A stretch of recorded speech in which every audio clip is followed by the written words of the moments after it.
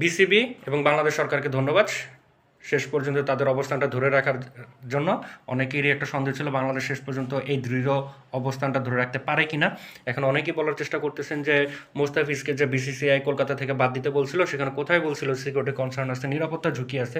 একটু মনে করে দেখেন তো, মোস্তাফিজকে দলে নেওয়ার পর, কলকাতা নেওয়ার পর বিজেপির যেই নেতাটা মোস্তাফিজকে উদ্দেশ্য করে বলছিল যে মোস্তাফিজকে কলকাতার বিমানবন্দর থেকে বেরোতে দেওয়া হবে না, এটা কি হুমকি না?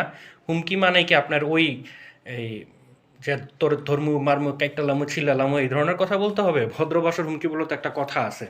যেখানে একটা প্লেয়ারকে নিয়ে তাদের এত সমস্যা, বাংলাদেশি বলে তাও ঠিক আছে, সেখানে এম, কোন ইস্যুতে হয়েছে সেটাও জানি। এটা নিয়ে আমরা ভিডিওতে কথা বলছিলাম না, এটা বললে ভিডিওটা বড় হয়ে যাবে। তো আইসিসি যে বাংলাদেশ বিসিবিকে বা বাংলা সরকারকে যে চিঠিটা দিছিল, সেই চিঠিতে কি উল্লেখ ছিল? মোস্তাফিজ দলে থাকলে তারপর যদি বাংলাদেশের সমর্থকরা বাংলাদেশের জার্সি পরে ঘুরে বেড়ায়, আর বাংলাদেশের ন্যাশনাল ইলেকশন আসলে, তা এই ধরনের 3টা পয়েন্ট তো তারা দিছিল। এখন অনেকে বলতেছে ভাই ওটা কি অফিসিয়াল কিছু ছিল? আনঅফিসিয়াল তো হোক না, সেটা ছিল তো। এখন আইসিসি যত অস্বীকার করুক, ওই চিঠিটা বের হয়ে যাতে অনেকের পিত্তি জ্বলে গেছে রে ভাই।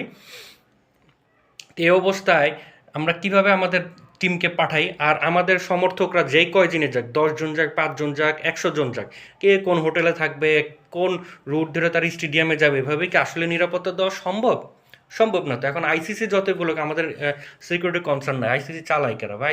আইসিসি তো বিসিসিআই হলো একটা মাদার কোম্পানি, তাদের একটা সিস্টার কনসার্ন হইলো গিয়া আইসিসি।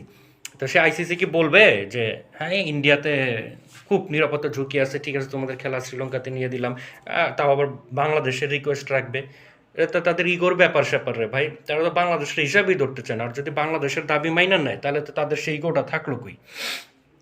তো যারা এখন বলতেছেন যে এই কথা কই বলছে, সেই কথা কই বলছে, আপনাদের যদি ওই কথাটাও হুমকি মনে না হয়, তাহলে তার কিছু বলার নাই ভাই। তা আমাদের ক্রিকেটার দেখলাম আনামুল হক, যার উপর আবার আপনারা ফিক্সিংয়ের এলিগেশন আছে, হ্যাঁ তিনিই বলতেছেন যে স্পোর্টস অল ওভার সব কিছুর উপরে খেলাধুলা।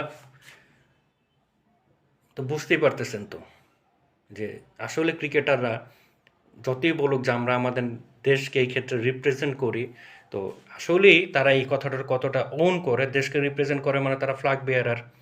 তো দেশের মান সম্মানের বিষয়টা বা এই ক্ষেত্রে তারা কতটা ওন করে, তারা যা শুধু এইটা চিনে এটা, ঠিক আছে?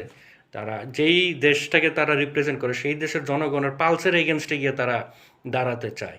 এখন এটা না বললে তো আবার অনেক কিছু হয়ে যাবে। যে অন্য ভিডিওতে এসব নিয়ে আলোচনা করব।